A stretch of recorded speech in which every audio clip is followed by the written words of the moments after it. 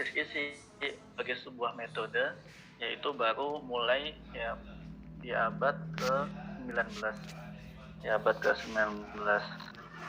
Ya, kita sebagai manusia ya tidak disadari ya sering menggunakan ya metode analisis isi ya, dalam komunikasi. Ya, bagaimana komunikasi tersebut ya bisa kita pahami dengan dengan benar sesuai dengan apa yang diinginkan oleh lawan bicara. Nah, metode analisis ini berkembang seiring dengan berkembangnya metode penelitian lapangan. Ya, hanya saja metode analisis ini memanfaatkan sumber kepustakaan sebagai bahan kajiannya. Berbeda dengan penelitian lapangan yang menjadikannya sebagai kajian dan metodologi. Nah, kaitan dengan pengertian analisis, di sini ada dua saya bawakan. Yang pertama adalah dari Holsti. Analisis adalah suatu teknik untuk mengambil kesimpulan suatu secara objektif, sistematis, dan pengertian yang lain dibawakan oleh Rahmat Kriantono. Teknik sistematis untuk menganalisis suatu pesan atau untuk mengobservasi dan menganalisis isi perilaku komunikasi yang terbuka dari komunikator yang terpilih. Nah, di sini bisa kita simpulkan bahwa metode analisis ini adalah erat kaitannya dengan sistematis dan objektif. Ya, sistematis dan objektif. Jadi tidak asal dan juga tidak subjektif. Ya, harus berdasarkan harus meminimalisir campur tangan dari peneliti itu sendiri. Nah, kemudian pada akhirnya nanti ya hasil dari analisis ini ya, disusunlah sebuah inferensi yang bersifat sahih dan valid seperti itu. Kemudian berikutnya sejarah dan tujuan. Ya, jadi awalnya analisis ini sebagai metode ilmiah ya, bukan istilah biasa sebagai sebuah metode ilmiah. Itu dimulai pada abad ke-19. Dan awal mulanya ya objek yang diteliti adalah surat kabar. Nah, orang yang menggunakannya adalah Charles Peirce dan Walter Lippmann. Namun, seiring berjalannya waktu, metode ini berkembang dan tidak hanya digunakan pada atau untuk menganalisis surat kabar saja, tapi ya semua media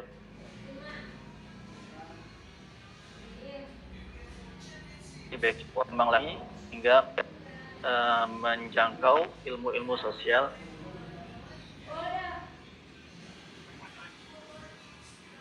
Kemudian beralih ke tujuan penggunaan.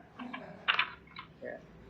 Jadi metode biasanya ya digunakan yang pertama ya biasanya digunakan dengan tujuan yang pertama menggambarkan karakteristik dari komunikator dengan pesan yang dihasilkan. Yang kedua, menggambarkan secara detail isi ya dari suatu teks. Yang dunia nyata. Yang keempat, perkirakan gambaran kelompok tertentu di masyarakat. Yang kelima, menarik kesimpulan dan efek dari suatu pesan. Kemudian yang berikutnya kita beralih ke prosedur penelitian. Nah, sebagaimana lazimnya sebuah metode, di sana prosedur oleh seorang peneliti. Yang pertama, menentukan permasalahan. Ya, sebagaimana sebutkan, jadi mengumumkan terlebih dahulu konteks atau latar belakang mengapa permasalahan itu muncul, kemudian mengidentifikasikannya, yang kemudian dirumuskan dalam research question. Contoh dalam hal ini, surat kabar manakah yang objektif dalam memberitakan konflik politik di Indonesia. Kemudian setelah itu, peneliti menyusun rangka pemikiran. Ya, di sini peneliti merumuskan gejala yang akan diteliti atau dengan mengungkapkan conceptual definition. Dalam contoh di atas, peneliti dapat mendefinisikan berita yang objektif itu apa. Kemudian yang ketiga, menyusun perangkat metodologi yang mana mencakup hal-hal berikut. Yang pertama, menentukan metode pengukuran atau prosedur operasionalisasi konsep. Yang kedua, menentukan populasi yang teliti serta bagaimana pengambilan sampelnya. Yang ketiga, menentukan metode pengumpulan data. Kemudian yang keempat, peneliti menentukan metode analisis. Kemudian tahapan yang selanjutnya adalah analisis data, yaitu analisis data yang berhasil dikumpulkan oleh peneliti di perangkat metodologi tertentu. Interpretasi data, yaitu interpretasi dari hasil analisis data yang dilakukan sebelumnya. Ini dilakukan dengan mendiskusikan hasil analisis data dengan kerangka teori yang ditetapkan sebelumnya. Kemudian yang keempat, kelebihan dan kekurangan. Ya, sebelum berlanjut ke pembahasan yang keempat ini, ya, sedikit Ana tambahkan terkait jenis analisis isi ya, pendekatan apa yang digunakan ya. Di sana disebutkan bahwa analisis ini bisa menggunakan pendekatan kuantitatif dan kualitatif ya. Bisa menggunakan kuantitatif dan kualitatif, hanya saja penggunaan kualitatif itu lebih banyak dan disebutkan bahwa di Indonesia ini hampir jarang atau hampir tidak ada penggunaan kuantitatif dalam. Nah, untuk pendekatan kuantitatif batas mengamati kejenuhan isi media terhadap permasalahan tertentu, kemudian melakukan kuantifikasi isi media dengan dari permasalahan tersebut, sehingga analisis ini hanya mampu mengidentifikasi pesan yang tampak. Ya, di sini poinnya hanya mengidentifikasi pesan yang tampak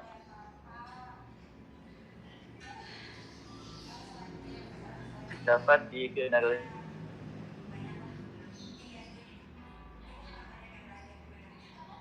di kedalaman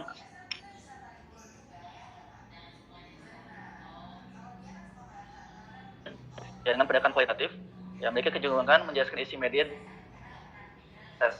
dari dokumen-dokumen sumber dalam dan rinci. Nah, bedanya di sini dengan penggunaan pendekatan di sana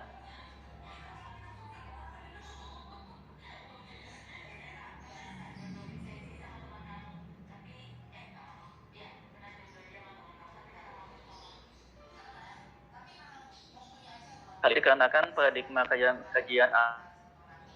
sisi kualitatif budaya tertentu.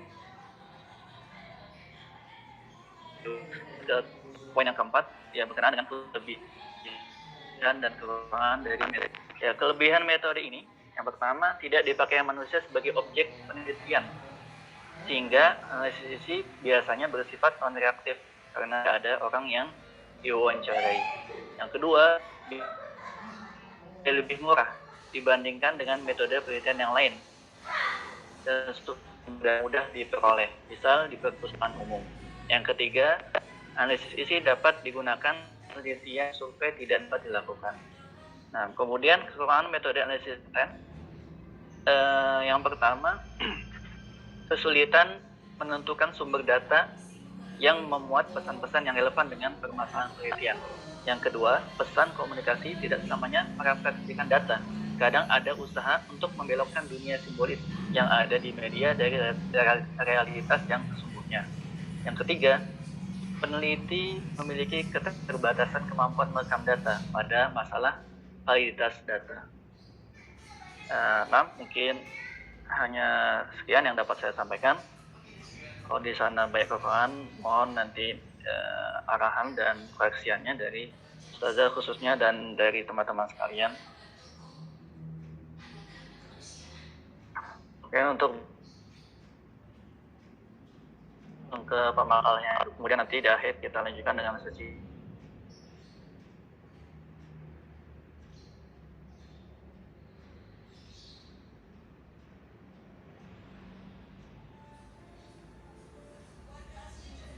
Bismillahirrahmanirrahim. Bismillahirrahmanirrahim. Assalamualaikum warahmatullahi taala wabarakatuh. Waalaikumsalam. Alhamdulillah nahmaduhu wa nasta'inuhu wa nastaghfiruh wa na'udzu billahi min shururi anfusina wa min sayyiati a'malina fala mudilla lahu wa man yudlil fala hadiya lahu. Asyhadu an la ilaha illallah wa asyhadu anna Muhammadan abduhu wa rasuluhu alladzi ba'atsahu bil haqqi basyiran wa nadhiran. Yang terhormat Ustazah Wati dan juga teman-teman dan rekan-rekan seperjuangan, pada kesempatan yang berbahagia ini izinkan saya untuk memaparkan terkait dengan makalah yang saya buat terkait dengan uji normalitas data dan juga uji C-square, yang mana mungkin kita ketahui bersama bahwa uji normalitas data adalah salah satu syarat sebelum kita melakukan yang namanya analisis C-square.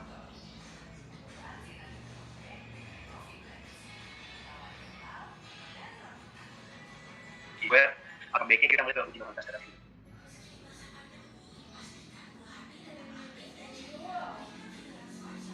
Normalitas adalah tentang pengenalan dirinya terkait dengan pengalaman distribusi data seperti apa. Uji ini merupakan pengujian yang paling banyak dilakukan untuk analisis statistik parametrik. Nah, apa itu uji analisis parametrik?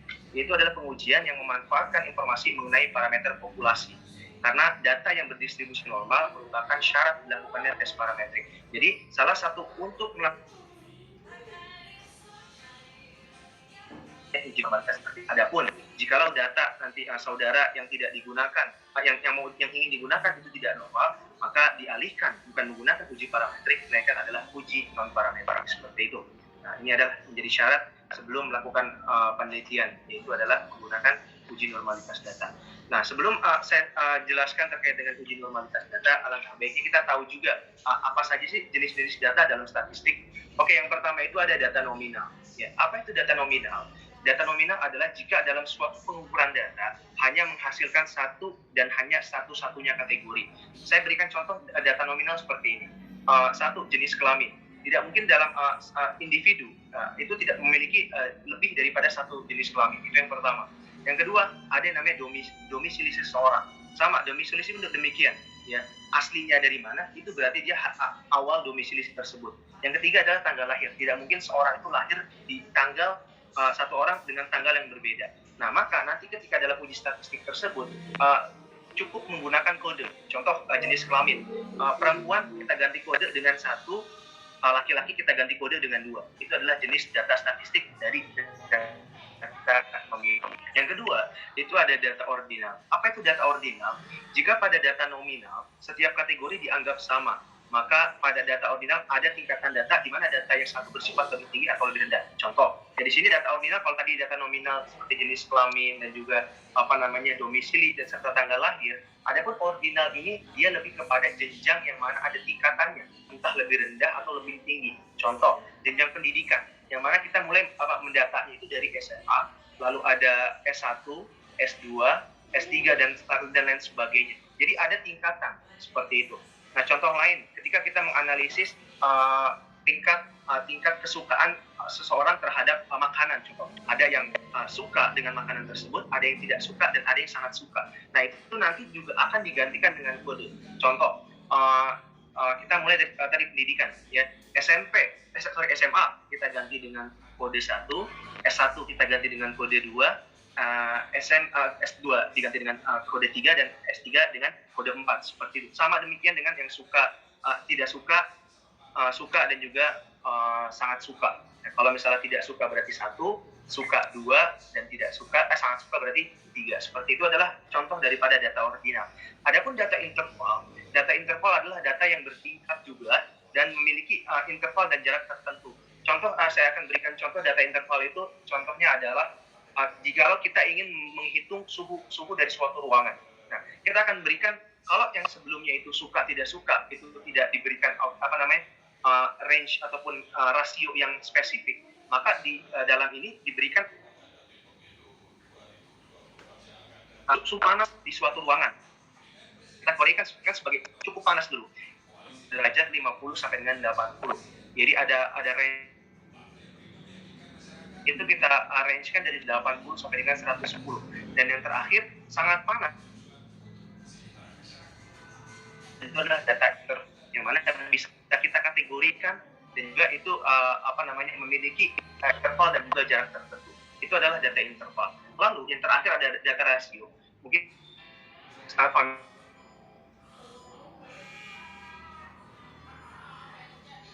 pengertian data arti yang bersifat angka yang sesungguhnya, benar-benar angka. Dapatkan ujian 70, oh berarti 70 ada rasionya. Dan juga data rasio itu ciri-ciri dan dapat dioperasikan pembagian, pengurangan, perkalian ataupun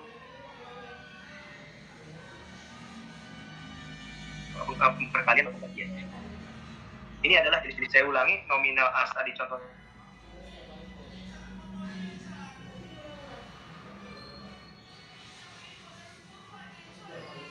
suhu ruangan, dan yang terakhir adalah data rasio adalah nilai ujian seorang siswa, seperti itu. Lanjut, lalu bagaimana step-step daripada statistik tersebut? Mungkin saya akan full screen.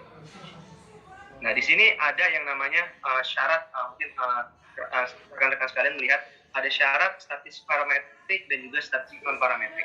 Nah, bisa dilihat di sana untuk ya mengikut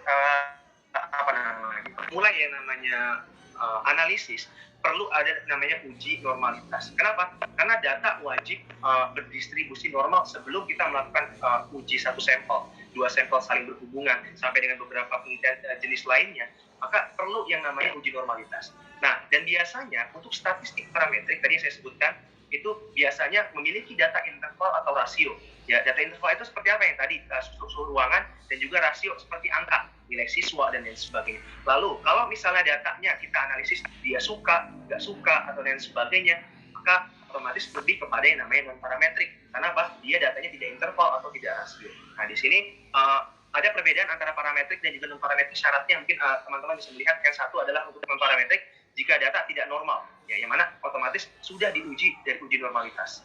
Nah, yang kedua ada jika sampel sedikit, minimal 5, misal 5 atau 9, itu sangat sedikit sekali sampelnya. Dan yang ketiga adalah jika jenis data bertipe nominal atau ordinal. Nominal tadi yang tadi kategori jenis kelamin ataupun domisili, adapun yang ordinal itu sama seperti suka atau tidak suka, seperti itu. Ini mungkin adalah beberapa sampel, dan saya juga akan menyampaikan di sini ada di statistik non parametrik itu ada yang namanya uji Chi-square, yang mana akan saya sampaikan di hari ini, uji Chi-square di sini, teman-teman sekalian. Ini adalah uji Chi-square, dan mungkin kita akan mulai terlebih dahulu terkait dengan yang namanya uji normalitas. Sebentar saya bilang.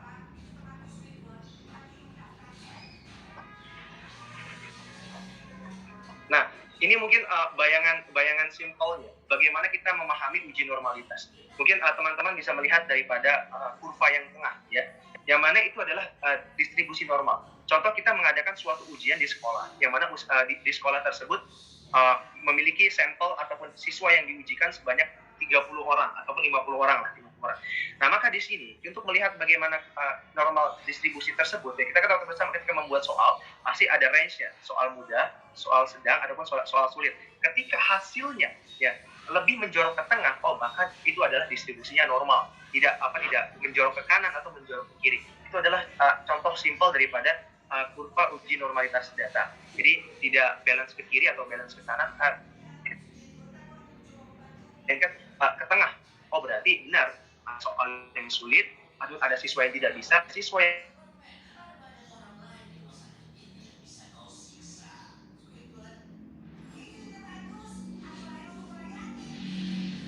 menyimpulkan data. Ketika kita nanti mungkin saya akan coba menghitung dengan SPSS gitu kan, bagaimana jika nilai signifikan itu lebih daripada 0,05. Sebenarnya itu jadi rumus dasar uji normalitas tersebut, maka data tersebut adalah berdistribusi normal jikalau lebih besar. Tetapi kalau misalnya signifikannya lebih rendah, maka itu adalah penelitiannya tidak berdistribusi normal, seperti itu. Oke, mungkin saya akan coba ganti ke SPSS dulu.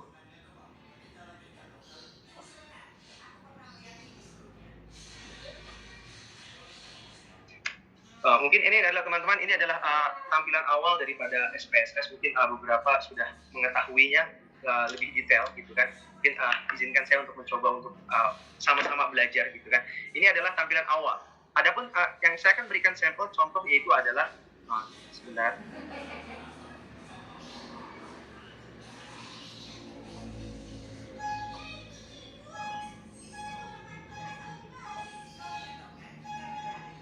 Sebentar.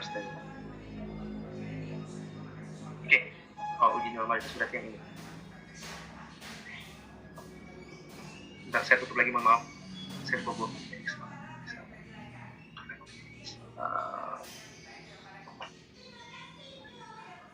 Saya akan menguji daripada yang namanya kelas eksperimen dan kelas kontrol ya dalam pretest dan juga post-test. Ya, di sini ada beberapa yang akan saya uji.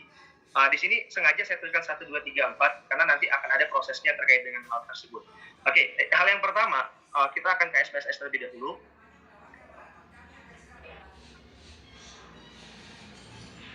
Oke, kita lihat ke kiri bawah itu ada variable view. Nah, di sini kita ganti gitu kan namanya dengan namanya adalah pretest ya. Ganti pretest artinya kelas pretest untuk kelas eksperimen, terus juga ada post test ya. Lalu ada pretest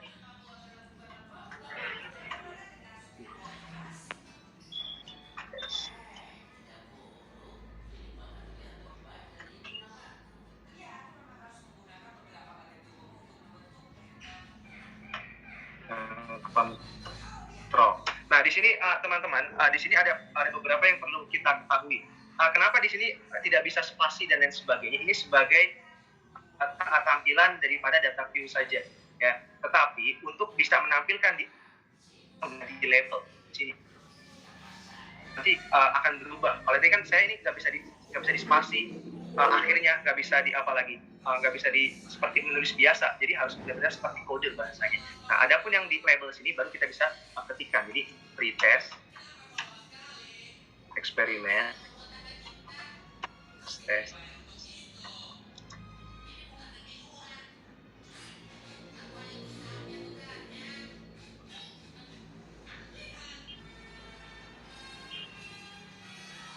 Ada post test.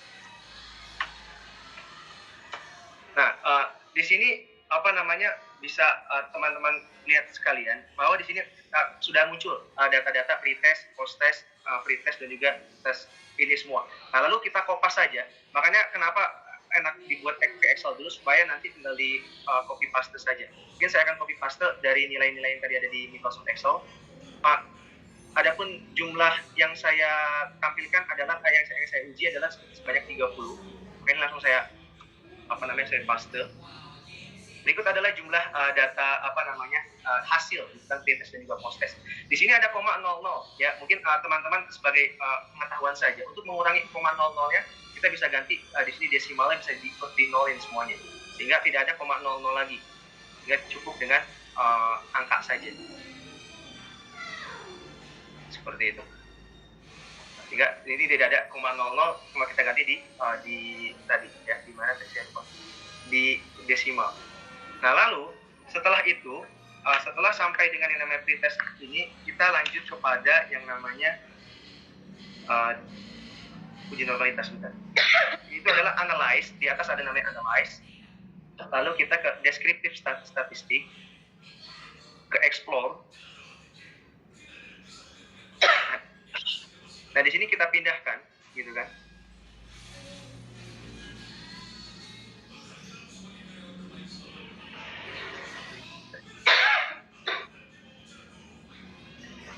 Kita plots, ya. Plotsnya di sini normality plot with test. Ya, kita checklist, lalu continue, lalu oke. Nanti akan keluar output. Yang mana output inilah yang menjadi salah satu dari ini kita.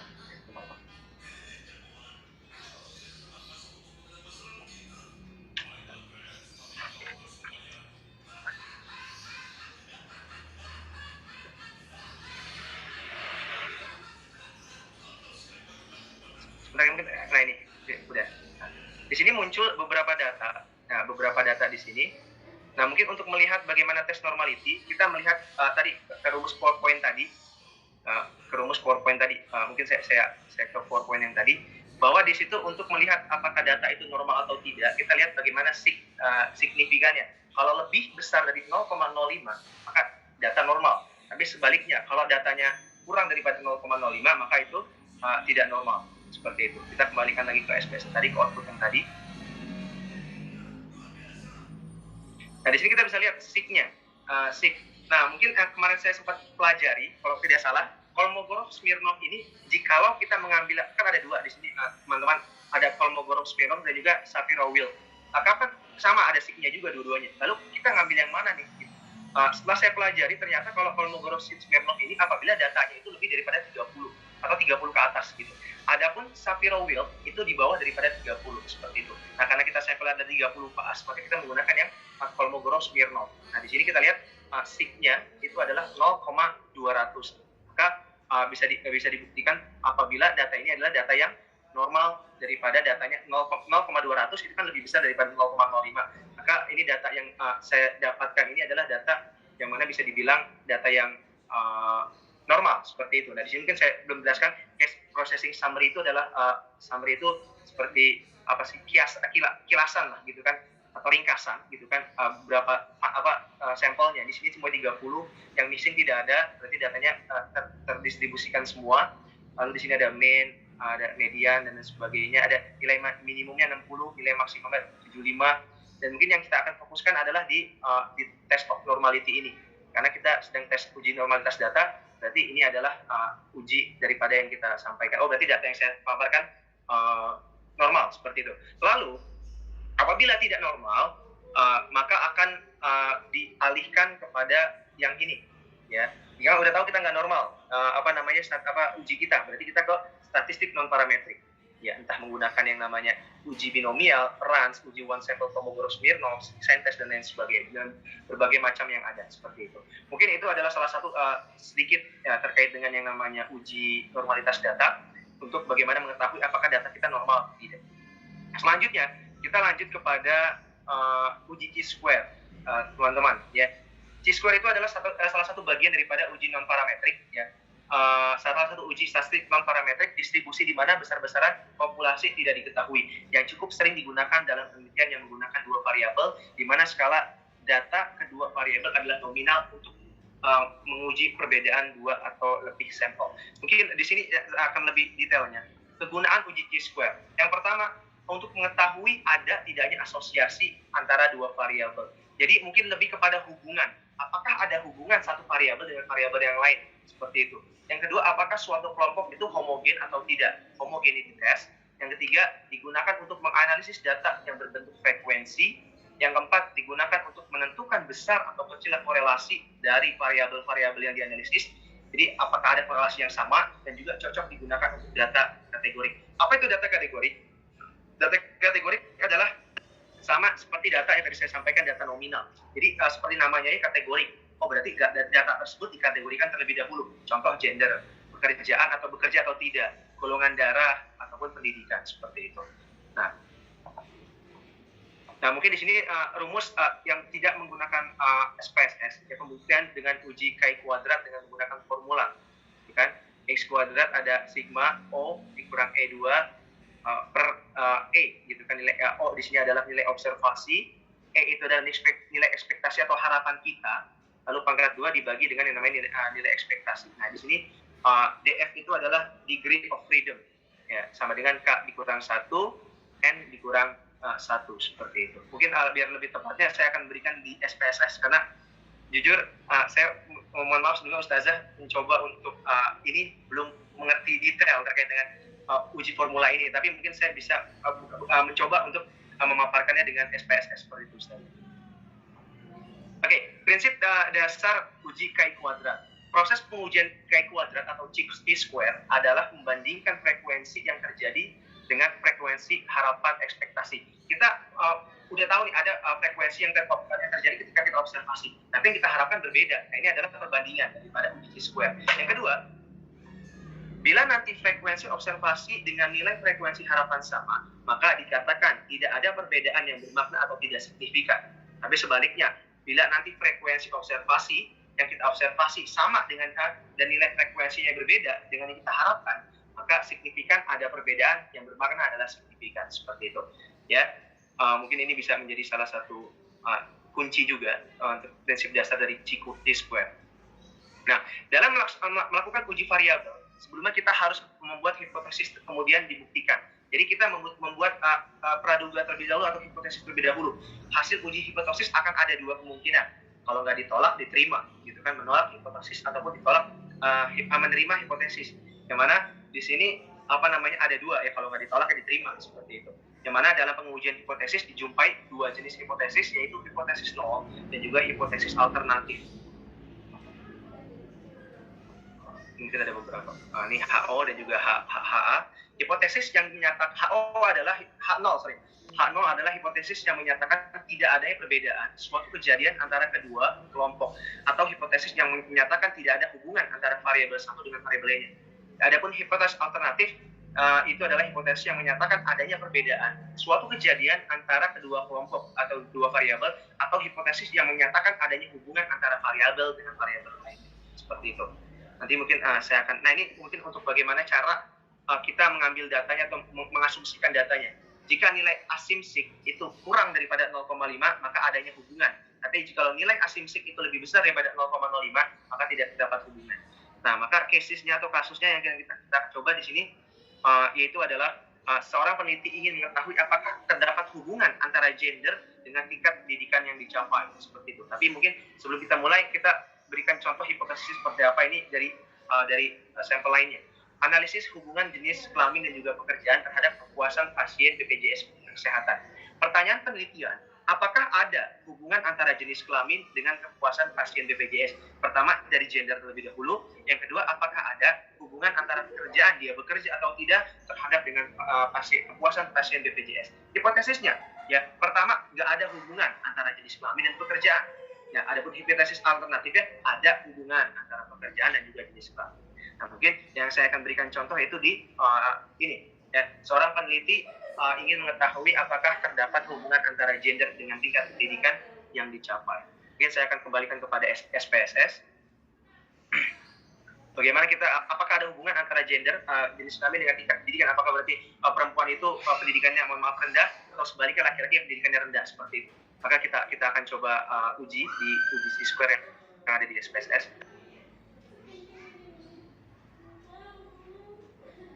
Kita kontrol dulu data baru. Saya sudah siapkan juga datanya, itu ada di Excel saya, itu terkait dengan ini. Mas Purpan sekarang terlihat SPSS atau Excel? Yang terlihat Excel atau SPSS? SPSS. Saya ke Excel dulu sebentar. Nah, berikut data yang sudah saya kumpulkan. Ya, di sini ada yang namanya gender dan juga tingkat pendidikan. Tadi kan saya ingin lihat apakah ada yang korelasi atau hubungan antara gender seorang dengan tingkat pendidikan. Apakah berarti laki-laki itu harus pendidikan tinggi atau sebaliknya, seperti itu. Maka pertama kita kumpulkan seperti ini, ya. Laki-laki itu saya berikan kode 1. Sebenarnya kodenya bebas, mau perempuan 1 atau laki-laki 2 itu bebas. Tapi saya berikan laki-laki 1, perempuan 2. Adapun yang ini sama, ya, SMA, pendidikan saya mengambilnya cuma dari SMA, diploma S1 dan S2 saja. Seperti itu. Nah, di sini ada SMA, yaitu saya kodekan 1, diploma saya kodekan 2, S1 saya kodekan 3, dan S2 saya kodekan 4. Seperti itu. Lalu, kita mulai kepada SPSS kembali. Ini mungkin data yang saya ambil ada sekitar berapa nih? 35 data responden yang ini respondennya saya buat ngasal, bukan nggak saya minta ke orang-orang, cuma saya ngasal gitu kan. Seperti itu. Lalu saya gantikan ke SPSS ini. Pertama yang harus kita ini kan adalah ke variable view terlebih dahulu. Ya, sebelum kita ke data view, kita ke variable view, karena yang bisa diotak-atik itu lebih kepada variable view. Adapun yang lain tinggal kopas dari Excel, seperti itu agar lebih mudah. Yang pertama kita isi. Yang pertama JK, ya, tadi yang kalau name ini kita nggak bisa ganti atau nggak bisa spasi. Maka kita spasi, kita coba spasi, akan ada variable name content illegal character, nggak bisa, karena harus ada nggak bisa spasi dan spasi itulah, ya. Jadi kita cukup dengan JK, itu adalah jenis kelamin. Selanjutnya, tadi yang kedua adalah pendidikan, ya. Pendidikan bisa tanpa spasi. Nah, di sini kita akan berikan labelnya itu adalah JK, jenis kelaminnya.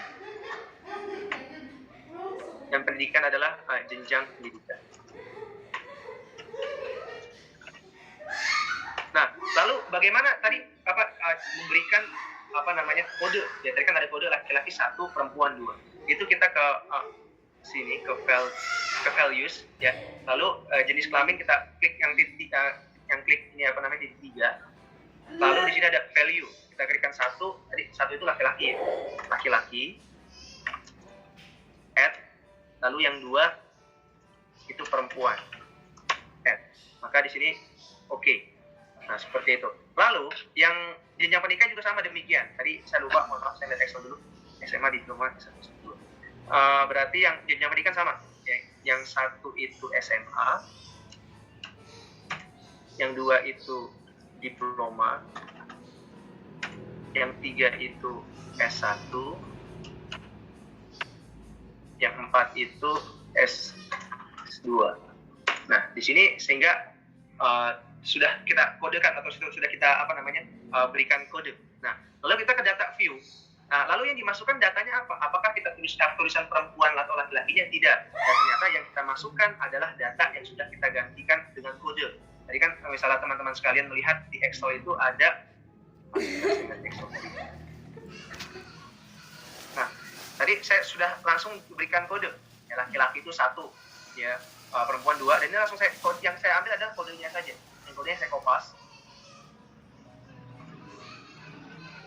Lalu saya ganti. Ini mungkin langsung saya ke SPS tadi biar cepat. Nah, ini jenis kelamin kita ganti tinggal paste. Lalu satu lagi itu yang jenjang pendidikan. Tadi masak dulu. Tadi TK masuk dulu. Kembali lagi ke nah ini jenjang pendidikannya. Dan teman-teman masih ingat ya gimana cara 0,100 nya dihilangin, itu kita ke variable view, lalu desimalnya dikurangin, jadi jadi biar tidak kebanyakan angka. Nah, sehingga ini semua tinggal 1 dan juga 2 seperti itu. Lalu langkahnya untuk merumuskan terkait dengan unity square, itu yang pertama kita ke analyze, lalu ke descriptive statistik, lalu ke cross tab, ya, seperti itu. Nah di sini jenis kelamin itu di atas dan jenjang pendidikan di bawah, ya. Lalu kita ke statistik, ya. Di sini ada statistik kanan, kita checklist yang chi-square, dan juga ya, chi-square saja karena yang kita butuhkan adalah chi-square saja. Lalu setelah itu kita klik cell. Di sini ada percentage, ya, percentage itu apakah data kita itu berupa row itu seperti apa ya? Row sectional, apa bahasa Indonesia itu? Saya lupa lagi row. Kalau kolom kan kita tahu kolom gitu kan. Kolom itu berarti mungkin row lah, mungkin saya lupa bahasa Indonesia-nya. Row dan juga kolom, ya. Kalau misalnya kita mau datanya format daripada penelitian kita row, berarti kita checklist row ataupun kolom, kita checklist kolom. Itu tergantung bagaimana jenis penelitian kita. Apakah kita menyajikan data itu dengan kolom semua atau row seperti itu. Jadi hanya itu aja, ya. Seperti itu. Lalu kita klik misalnya kita mau pengen kolom, lalu kita klik OK. Nah, di sini teman-teman kelihatan langsung dari outputnya langsung keluar, gitu kan. Yang pertama kita mulai dari case processing summary. Di situ ada jenis kelamin, jenjang pendidikan, di mana 0 missingnya dan valid ya 35 semua data terdistribusikan. Lalu di sini ada jenis kelamin laki-laki dan juga perempuan, yang mana di sini ada total laki-laki ada 18 dan perempuan ada 17, dan juga di sini ada SMA 11. Ini ada summary-nya ya, ada ringkasannya, gitu kan. Dan mungkin yang kita akan ambil adalah di chi-square test ini. Ya. Untuk melihat chi-square test tersebut, ya kita bisa melihat bahwa di sini ada asim-sig, ya. Asim-sig itu yang tadi buat sequence. Tadi kayaknya belum tampil ya, yang hasilnya. Oh sorry, iya. Yang awal tadi. Yang output ya, ini ya? Ya, ini udah. Oke, terima kasih. Oke, nah di sini ada asim-sig. Misalnya teman-teman bisa lihat ada yang saya sampaikan lagi. Di sini ada jumlah respondennya 35. Lalu di sini ada laki-laki dan perempuan, tadi kita berikan jenis kelaminnya. Lalu di sini ada 18 dan 17. Summary-nya, ringkasan daripada data. SMA ada 11 orang dari laki-laki, perempuan hanya ada 1. Lalu diploma ada 3, perempuan ada 4, seperti itu. Nah, ini mungkin menjadi salah satu ringkasan dari data yang tadi. Nah, lanjut kita kepada data tabel Chi-square. Nah, di sini ada data 0,06. Ya, mungkin teman-teman bisa lihat 0,06% Chi-square. Nah, di sini kita punya data 0,06, gitu kan. Tadi kita lihat kepada cara menganalisis daripada data yang ada di PowerPoint tadi. Kalau 0,06 itu berarti bagaimana? Kita lihat ke PowerPoint tadi.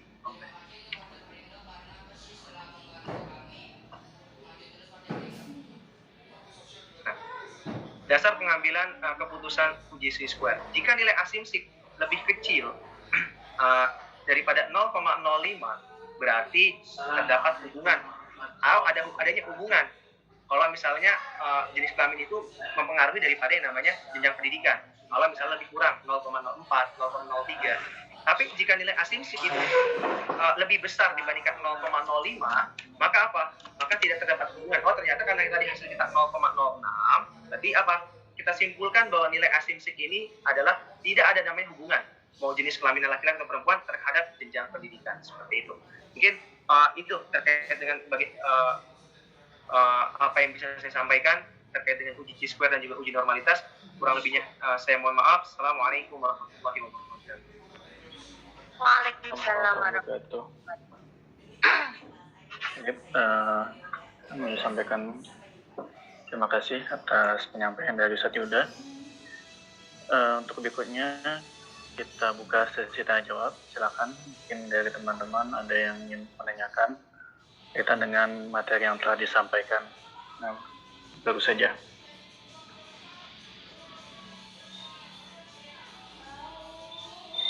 Mungkin ada loncatan ya sebenarnya. Karena memang ini tidak tertib, jadi seakan-akan otak kita dibawa dari mulai yang analisa yang bersifat kualitatif ya, langsung kepada analisa kuantitatif. Jadi agak sedikit mungkin misalnya nanti kalau ada yang nggak begitu nyambung dengan yang Chi-square tadi itu ya, nggak apa-apa, karena memang itu butuh proses panjang untuk memahaminya. Apalagi sekarang dia pakainya kan SPSS dan itu sangat instan, jadi langsung langsung dapat ketemu hasilnya tanpa harus menghitung dan lain-lain. Kalau seandainya nanti tidak pakai SPSS, itu bisa dipakaikan hitungan manualnya, paling tidak menghitungnya pakai Excel, akan tetapi min mediannya dihitung sendiri, begitu boleh, nggak apa-apa. Karena memang aplikasi sekarang itu jauh lebih jauh lebih sifatnya memanjakan kita. Jadi asal klik langsung tampil seperti itu. Kalau dulu saya waktu S1, karena kita juga menggunakan rumus t-test atau Chi-square ini, maka saya gunakannya pakai yang rumus manual, cuman ngitungnya aja pakai Excel. Itu pun tahun 2002 gitu loh ya. Itu sangat belum ada SPSS saat itu memang gitu. Andai kata udah ada SPSS, wah itu keren banget, langsung jadi itu tanpa harus menghitung. Kalau kita hitungnya juga min median masih manual, dan itu masih harus berkali-kali ngitungnya seperti itu. Jadi intinya adalah analisa isi atau konten yang tadi yang untuk dari UAIS ya, itu memang biasanya digunakan untuk penelitian kualitatif, terutama di bagian bab 4. Akan tetapi tidak selalu di kualitatif, karena bagian penelitian kuantitatif pun harus ada analisa isi sedikitnya gitu. Karena pemaparannya dimulai dari jamul bayanat atau pengumpulan data, nanti ada tahlilul bayanat, analisa data, nanti ada masuk kepada tafsirul bayanat, terakhir itu ya butuh analisa isi juga, walaupun berkaitan dengan angka-angka gitu loh. Tapi kalau yang sifatnya kualitatif ya benar-benar itu karena teks saja, jadi memacu pada teks yang kita hadapi yang menjadi objek penelitian kita, seperti itu. Silakan, mungkin ada yang ingin ditanyakan. Kalau untuk gimana biar bisa SPSS, nah itu mah harus belajar ya, harus itu sendiri. Jadi kalau misalnya mau belajar, misalnya Yuda itu dong mulain ajarin kita misalnya tentang SPSS, mungkin kalian cari aja waktunya kapan gitu, karena bukan cuma Yuda yang bisa, banyak sih.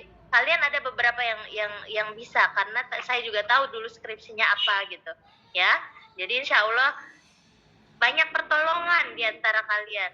Nah, yang belum paham nggak apa-apa, bilang aja mau dong belajar gitu. Yang penting diinstal dulu tuh begitunya ya aplikasinya. Kalau tidak ya susah seperti itu. Oke, silahkan. Ada yang ingin ditanyakan? Silahkan.